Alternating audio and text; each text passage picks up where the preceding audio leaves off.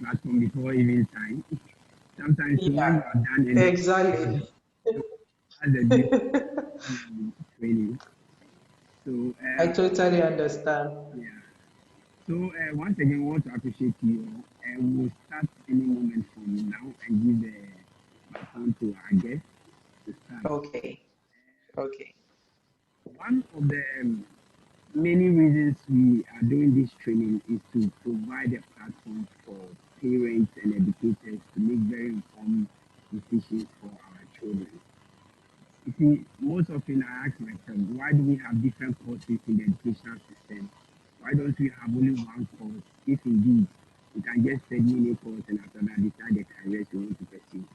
But the founders of education understood the essence of talent, potential development, and working along those areas of potential. But over the years, we've lost track of some of these fundamental truths underpinning education. So we just go and study courses, and then later when we come to the field of work, we realize that we don't have any clue. Our potentials are lying idle, and then we are only working for the money. The money too is not satisfying us. So it becomes a great challenge, and I believe this is the time to guide parents and educators to make those informed judgment about the importance of talent-based education. Our guest Yes. speaker has taken a very interesting detour, which for many it will not make sense from the beginning because having a degree and masters, why don't you go and look for a job or be working in a corporate environment? But because she discovered potentials and decided to do the unusual, now the world is a stage. The world is a stage. And with this global state of economy we have, we can't continue the same pathway of just let my child become an accountant, a doctor, an engineer in some small field if it is not along the potential of that child. So, in the course of discussing her exploits, we are going to understand why we need to let our children explore their abilities, pursue careers along their natural abilities, and create more opportunities for others who are also coming. And this unemployment gap we have in our system, I believe, will be curtailed gradually when we start working along our area of talent and potential. So, Madam Etnam, I appreciate your acceptance to be our guest for today. You have the floor to present, after which we will come in with any questions and answers you need. Okay. So even though I have the floor, Mr. Lordstone, thank you for having me. It's been my pleasure. Ever since you approached me to ask my availability for this discussion, I was like, wow, okay, let's see what we can do. But it's so much an interesting topic. Mm. I might have pursued this unusual path, but then in hindsight, I I wasn't seeing that much of a connection to what I'm doing now and what my society sort of have placed me in. Very different dimensions. So I'll start by welcoming all your audience, all of you from your various homes. My name is Esenam, Esenam. And my surname is Nyador, Nyador. Um, I'm a female taxi driver. If you ask me of what I do, on a very low profile, I'll tell you I'm a female taxi driver because that's how the story all started. I I wouldn't say I'm the A plus student, but well, my brains were very generous with me, so I normally keep up with the uh, top of the class most of the time. But that's not to say that we can only start this discussion if we are able to define what education is for us. So if we want to be very fair to this discussion, for all of us in our various homes, I would like to ask, what is education to you? What does education, the term education, means to you? And I will start by answering the first, giving the first answer. So for me, this is how I see education. Education is a term that was introduced to us by our colonial masters, precisely by the missionaries who got the help from the governing colonial masters who gave the protection and administrative power to go into our hinterlands to pick and choose who they wanted to educate. Interested in us able to read their Bible or the Bible. So interested in literacy, the ABED, the AFO. You can continue with me. Then the colonial masters had the idea that if the missionaries are going to teach them how to read, meaning they will be literate in reading certain materials that we would write. So why don't we empower the missionaries to end up adding other curricula to it? So then their focus shifted just from literacy to literacy and calculus. So that's how come the term white-collar job came about, because the administrative colonial masters were able to educate us to read and have simple mathematical skills so that we could be very beneficial part of their wealth amassing machinery. Get that right? So for them, it's education by rote learning so that we'll be able to finish school and then they'll implant us into their organizations, the ministries, the civil servant sort of job landscape. So that is how it started. That is what education has. And long after we had acquired our independence, haven't actually reshuffled the definition of education, because the colonial master wasn't interested in educating us for us to think for ourselves and think of developing our own society by our own wisdom. They educated us to be able to fix us into a machinery, which was the colonial wealth amassing machinery. Never got right was after independence, how have we defined education? I would define education. I will tell you, education is a very golden variable. When acquired, helps you broaden your horizon, open up the scale of your eye, for you to see the issues within your own society. And with the help of that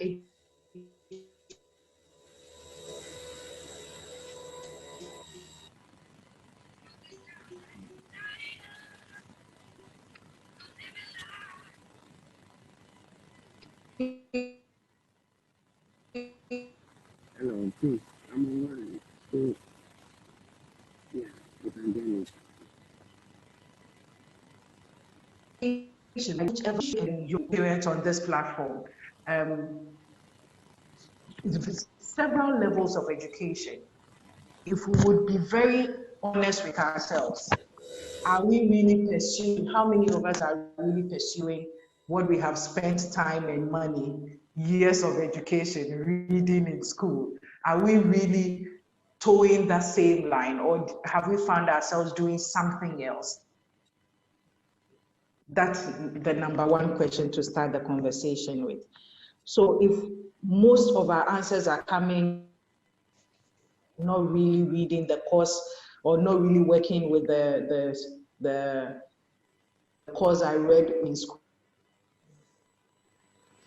then it becomes an interesting platform for us to start up the conversation. Going back to my story as a female taxi driver, one would ask, yes, why a taxi driver? I took up this whole challenge after I had finished my first degree. And I read social work major with psychology minor. So we had some debates or paper debates in school, which I wrote several articles about. Basically, it was occupational gender segregation, why women in my society are caged in a box and are told what they can do for a living and what they can't do for a living. So that's how the whole conversation started. And I started off with this dream of becoming a truck driver.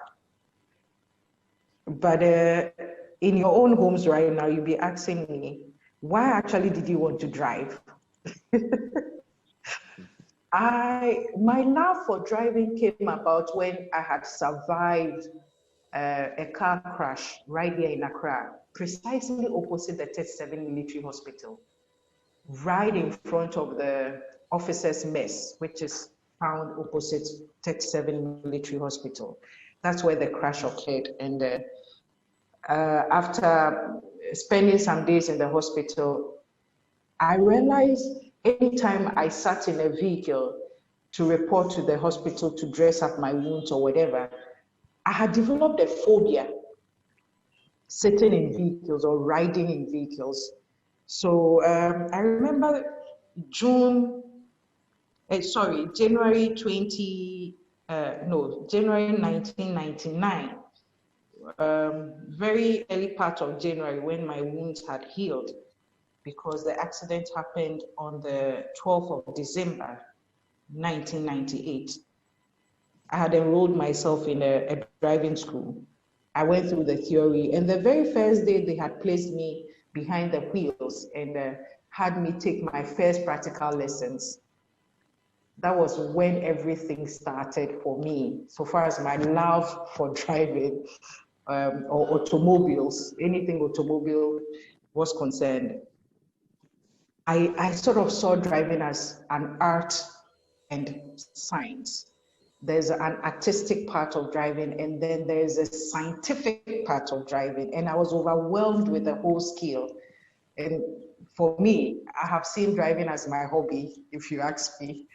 I drive to distress myself if I think I'm stressed up and all that.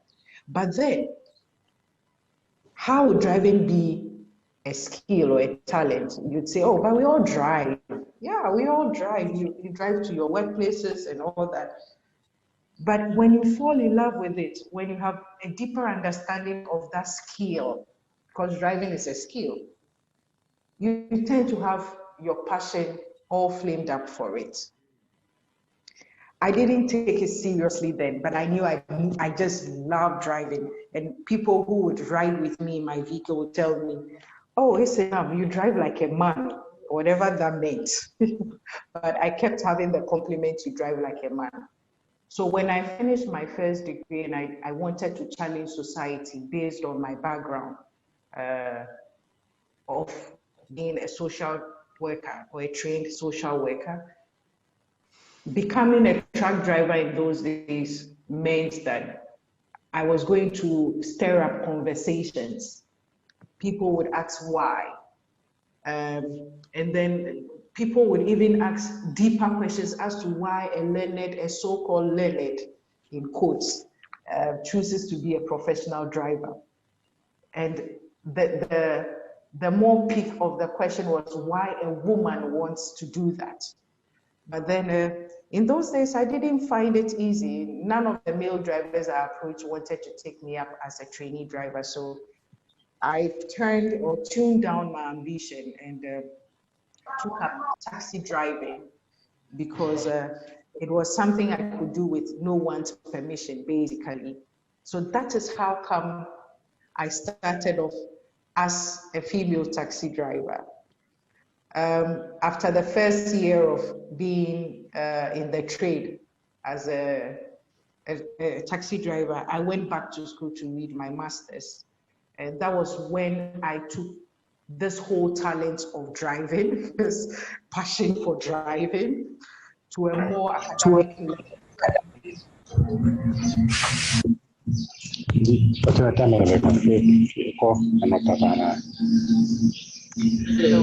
we do have a glitch on the line. Okay, so thank you. It's been okay now.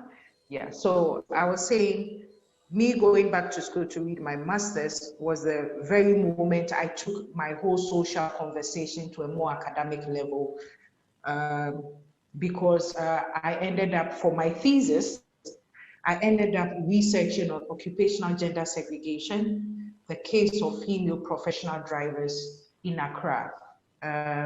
Because at the time of my thesis, we still at that time had female metro mass drivers who were still on the job, most of them still on the job. So I had a very generous respondent for my qualitative research. And based on that particular research, in hindsight, coming to think back on what I have done, I guess I could consider myself very lucky, because for most part of all of us who might have gone through tertiary education, we have written theses or project works, and I bet you they're still sitting on the shelves or gathering dust, if not discarded by now, all these years. But I count myself lucky because I'm actually living my thesis. As at the time I was pursuing the thesis, I was living it, working with it. It wasn't just, my taxi driving wasn't just a form of occupation for me or earning income.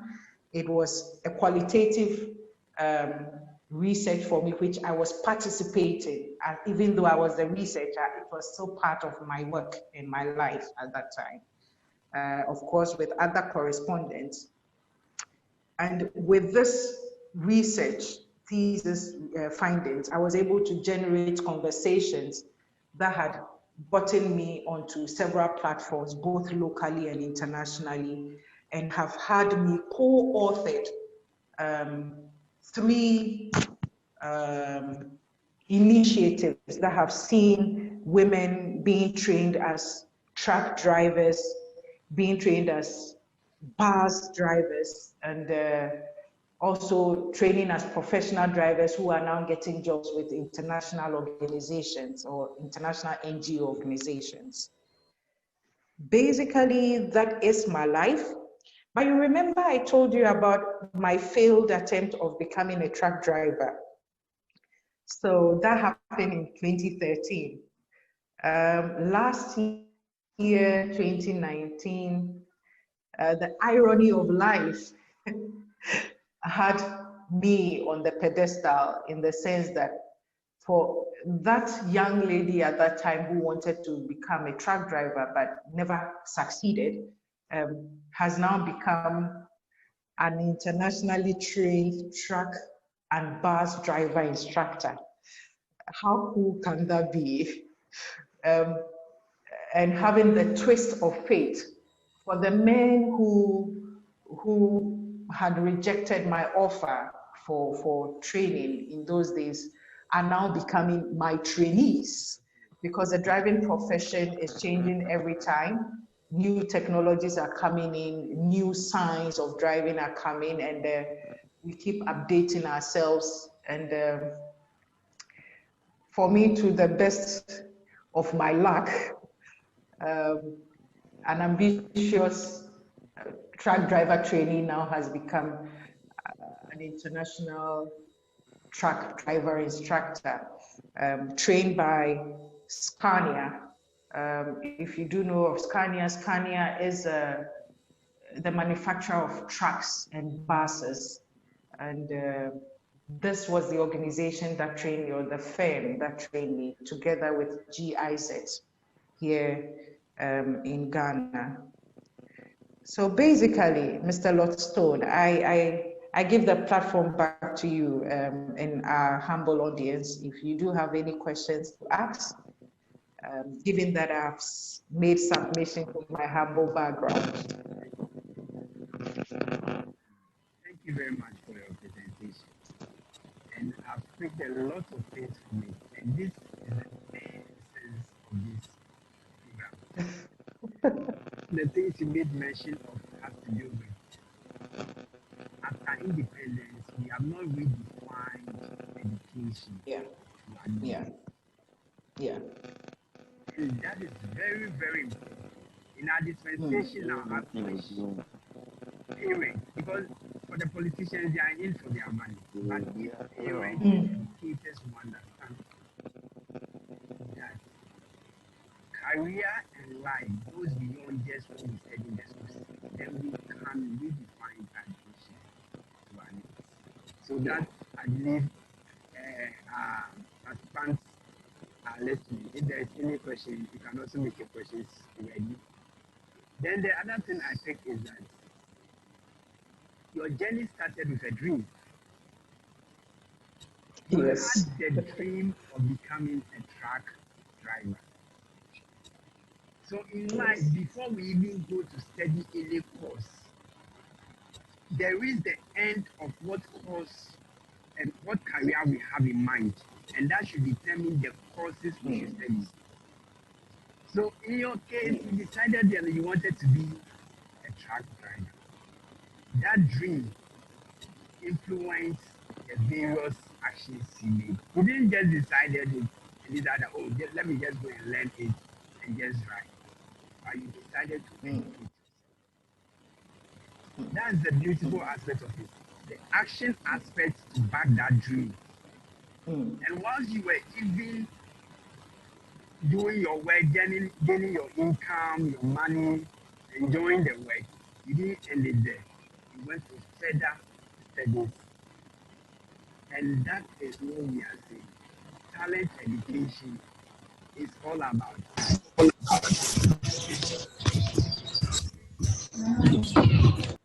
having the end in mind, which is the career and the course, Yeah. to keep developing yourself until you get there.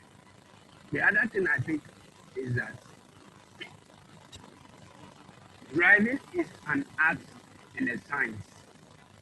And for you, you enjoyed it as a hobby. Sorry. Now, this is the reality.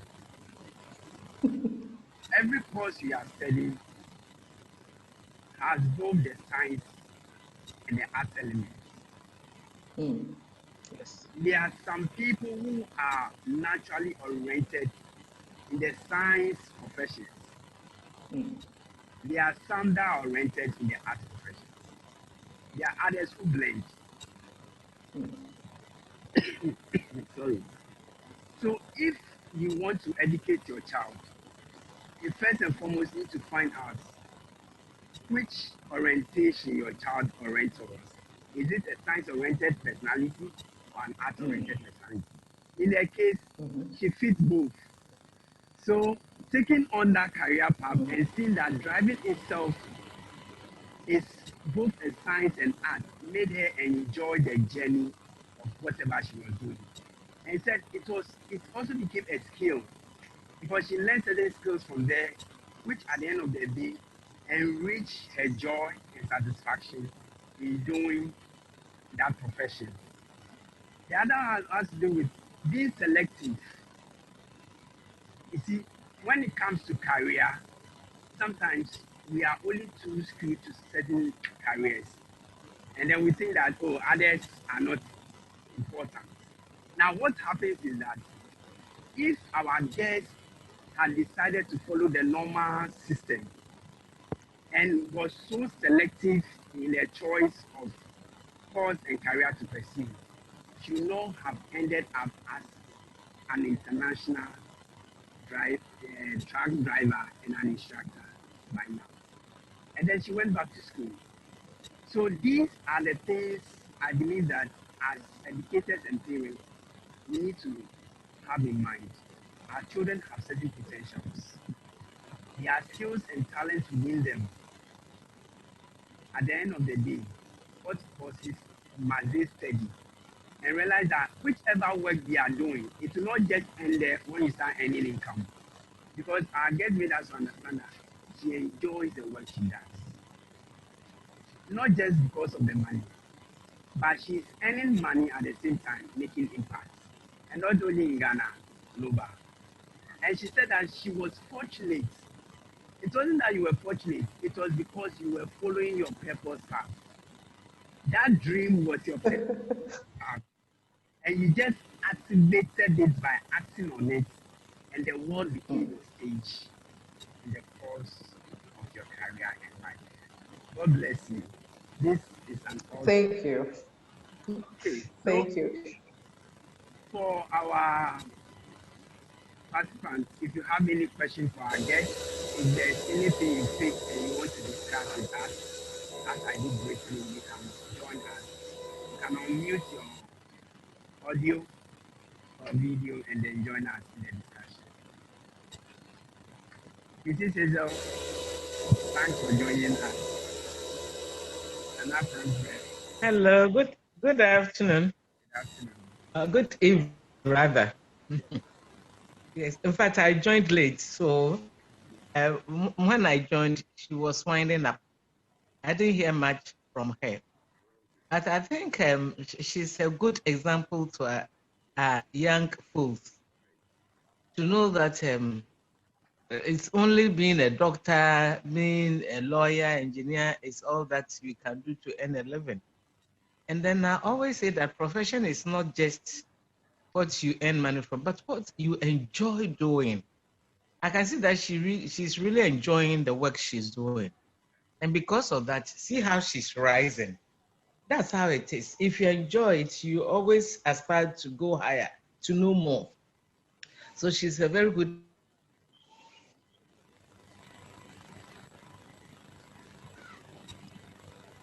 Okay, it is there. We can't hear you again. Okay, so in summary, she is an educator and she's the president of early childhood educators. Great. The beauty is that we've been championing this cause together with her for some time now. And she's just affirming how your choice of career and courses of study is affirming the need to guide the young children along that same path. Thank you very much. Thank you. Before someone also, another audience or contributor will come in.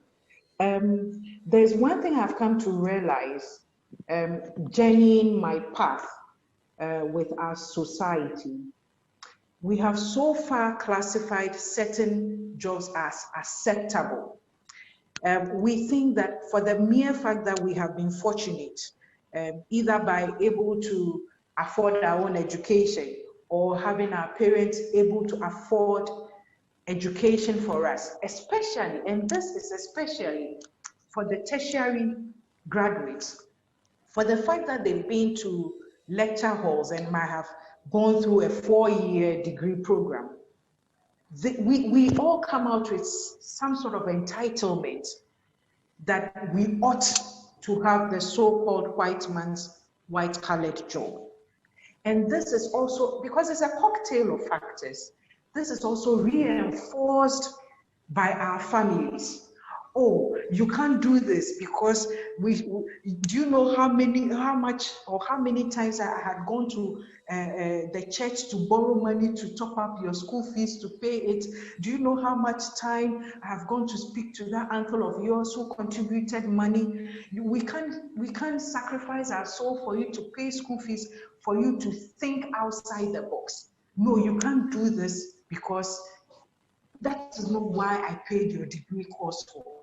So families or parents also have a share of that issue. We contribute to a share of that issue in the sense that we don't give our children the freedom. Even when they are showcasing their talent as they grow, we suppress it. Subconsciously, we suppress it because we have pictured the future of our children or our young ones in a very myopic bottle. Oh, you must either be a lawyer, a teacher, a soldier, a policeman, a doctor, a dentist, name it. All the so-called prestigious job titles with so much place on unwarranted importance to certain kinds of jobs, and we have relegated other ones. And this, I'll tell you, if we trace this back, it's tracing back to the colonial master. Remember, the colonial master was again interested in English, calculus, and all that.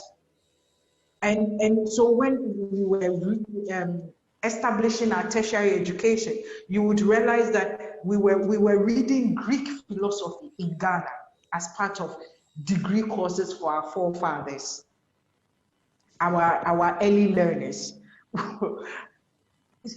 Ridiculous course subjects that we had when University of Ghana was established in 1948. We can go back in there and read the history of the kind of courses that the white man shoved down our throats. And the white man or the colonial master did a very good job in deceiving us and relegating trades and vocational skills to the background. So it made it look like, oh, if you can only get to read the formal courses if you are bright and brilliant.